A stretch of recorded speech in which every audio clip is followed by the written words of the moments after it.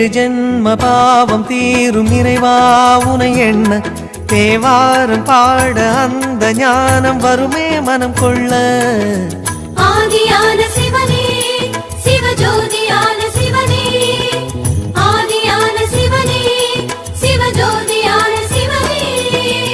ஏழு ஜென்ம பாவம் தீரும் இறைவா உனை எண்ண தேவாரம் பாட அந்த ஞானம் வருமே மனம் கொள்ள.